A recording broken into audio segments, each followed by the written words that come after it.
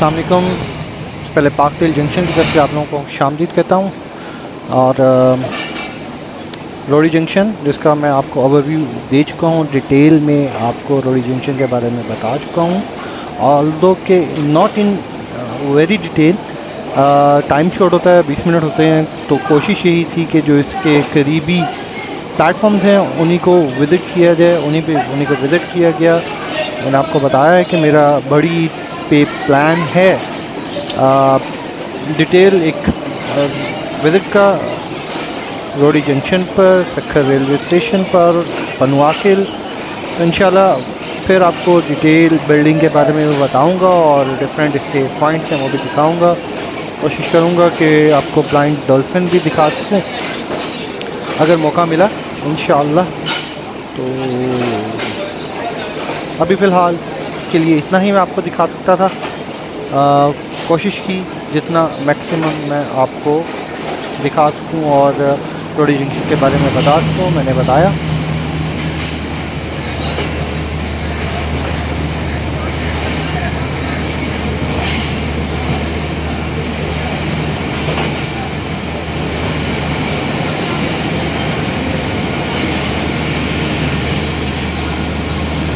Minute के stop के बाद यहाँ से जाफर एक्सप्रेस का डिपार्चर हुआ और डिपार्चर से कुछ मिनट पहले ग्रीन लाइन की एंट्री हुई रोडी जंक्शन पे। ये ऑपोजिट साइड पे आप रोडी जंक्शन पे आप प्लेटफॉर्म नंबर 1 पे ग्रीन लाइन को देख सकते हैं।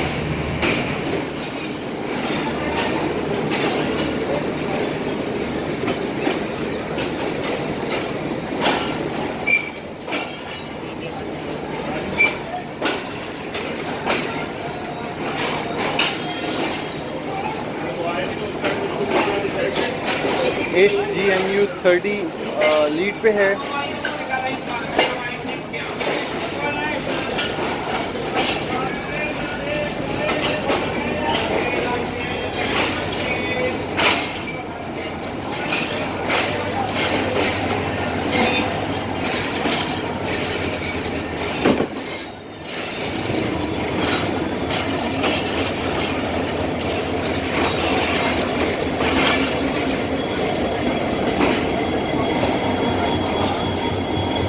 HGMU 30 A212।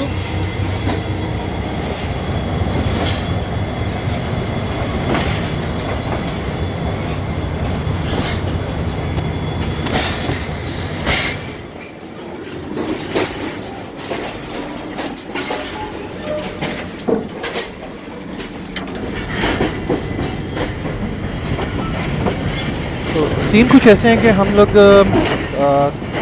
यहाँ से मैंने आपको बताया कि डिफरेंट ट्रैक निकलते हैं। जंक्शन है, एक ट्रैक जो कराची की तरफ चला जाता है और दूसरा ट्रैक जो कोयटा की तरफ चला जाता है। मेरा सफ़र कोयटा की तरफ है G20 की इनॉग्रेशन के लिए, जिसकी मैं वीडियोज़ आप लोगों को पहले दिखा चुका हूँ। तो एनीवेज़ उसका मैं लिंक शेयर कर दूँगा आप लोगों के साथ डिस्क्रिप्शन में, आप उसको चेक कर लीजिएगा। तो फ़िलहाल हम लोग कोयटा की तरफ जा रहे हैं, कराची की तरफ फिर कभी इंशाल्लाह नेक्स्ट किसी टूर पे विज़िट करेंगे। इस वीडियो में मैं आपको लेन डाउन ब्रिज के बारे में बताऊंगा जो कि सखर और रोडी के दरमियान इंडस रिवर के ऊपर बना है। बैराज है, बैराज से दो नहरें निकाली गई और उसके ऊपर एक ब्रिज बनाया गया जिसको प्रोबेबली 1889 में कंप्लीट किया गया था। और इसके जो इंजीनियर थे वो अलेक्जेंडर मीडोज रेनल थे और इंडस रिवर के ऊपर बनाया गया। ये उस वक्त जिस वक्त ये बनाया गया, ये one of the longest bridge probably first longest bridge था जब ये बनाया गया। और इस पे जो गार्डर वर्क है वो उसका जो वेट है मैसेज जो टन है उसका 3300 टन है, जिसको लंदन में वेस्टवुड एक कंपनी थी उसने इसको मैन्युफैक्चर किया था। और अब मैं थोड़ा सा इसका बैकग्राउंड भी आपको बताता चलूँ।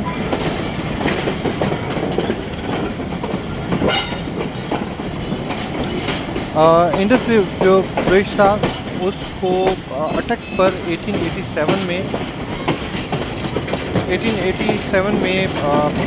इंडिया में जो तामीर की गई उसको बनाया गया था। अटक की मैंने आपको वीडियो दिखाई है जो मैंने एक सफारी फील्ड में सफ़र किया था। तो फ़िलहाल हम लोग इसके बारे में बात कर रहे हैं, सिखर मिराज के बारे में।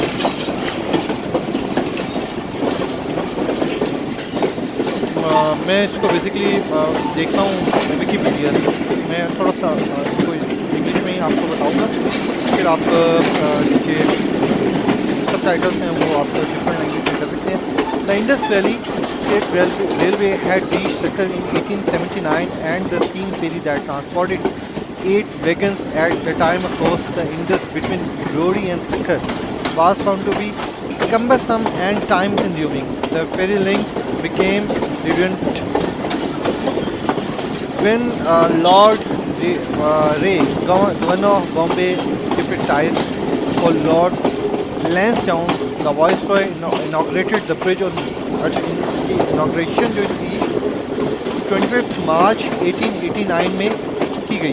25 मार्च 1889 में इसको इनाग्रेट कर दिया गया। ओनली जो इसका मैन्युफैक्चर का टाइम था वो 2 साल था। 1887 में स्टार्ट किया गया और इसमें वो मैसिव टन भी इंक्लूडेड है जिसको इंग्लैंड में बनाया गया था। उसके बाद इंग्लैंड से उसको यहाँ पर मूव किया गया था और 25 मार्च को 1889 को इसको जो है ट्रेन के लिए खोल दिया गया।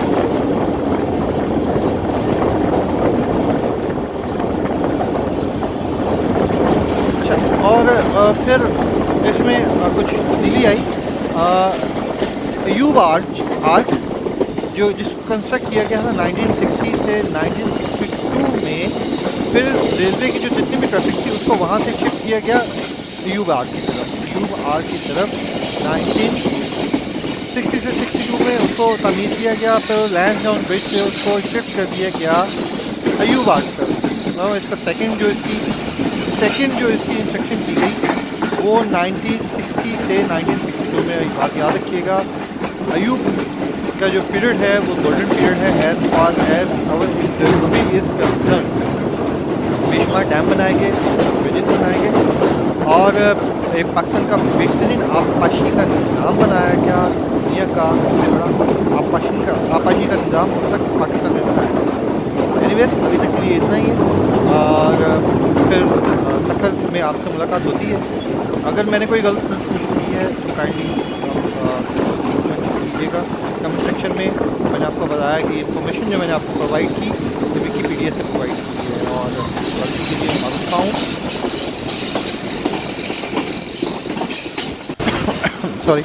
इस वक्त हम लोग सखर सिटी से गुजर रहे हैं, लोहड़ी को हम लोग क्रॉस कर रहे हैं और जो अपने ये लैंसडाउन ब्रिज या अयूब ब्रिज जो अभी आपने क्रॉस किए हैं वो बेसिकली मैंने आपको बताया सखर को लोहड़ी से मिलाते हैं। लोहड़ी को जो है वो उन ब्रिज से पहले है, उन ब्रिज से ऑनवर्ड जितना भी आप एरिया आप देखेंगे वो सखर में है। और ये हम लोग इस वक्त सखर सिटी को क्रॉस कर रहे हैं। लेफ़्ट साइड पे मैं आपको बताना भूल गया पहले कि लेफ़्ट साइड पे सखर की एक अदीम जेल भी है जो फेमस है, बहुत फेमस है सखर जेल। और हम लोग सखर से क्रॉस कर रहे हैं। ये एक चीज़ मुझे यहाँ पे समझ नहीं आती, ये जो इस ट्रैक के दोनों तरफ आबादी है वो इतनी क्लोज क्यों है। और जिस तरह सी पैक पे काम चल रहा है, मेलबर्न सूबे पे काम तकरीबन शुरू हो चुका है, तो उसमें ये मेरा जहाँ तक ज़ाती ख्याल है या as far as my knowledge is concern यहाँ पर डबल ट्रैक है। जब यहाँ पे डबल ट्रैक शुरू करेंगे तो फिर से आबादी का क्या करेंगे? क्या ये आबादी इलीगल है? ये रेलवे की ज़मीन है जिस पर कब्जा किया गया है? क्या रेलवे के पास ही इतनी ज़मीन जिस पे ये ट्रेन चल रही है और जिस पे पिलर फिक्स किए गए हैं? बेसिकली पिलर जो लगाए गए हैं आप लेफ्ट साइड पे, आपको हर थोड़ी देर बाद एक छोटा सा पिलर आपको खड़ा हुआ नजर आता है। वो रेलवे की ज़मीन का बेसिकली एक निशान लगाया गया, निशानदही की गई है कि यहाँ तक रेलवे की ज़मीन है, इस पर कब्जा नहीं किया जा सकता। तो अगर सिर्फ इतनी ही ज़मीन है तो फिर ये सोचने वाली बात है कि सेकंड ट्रैक के लिए क्या किया जाएगा, किस तरह सेकंड ट्रैक कराया जाएगा। एनीवेज सफ़र अपने दिलचस्प लम्हात में शामिल हो रहा है। कुछ थोड़ा सा सफ़र बोरियत वाला है, सेक्टर के बाद से लेकर सिब्बी तक का शदीद गर्मी वाला भी सफ़र है, लेकिन जैसे ही हम सिब्बी से निकलेंगे और कुछ पहाड़ी सिलसिले हमारे शुरू होंगे तो उसके बाद सफ़र मज़े का है।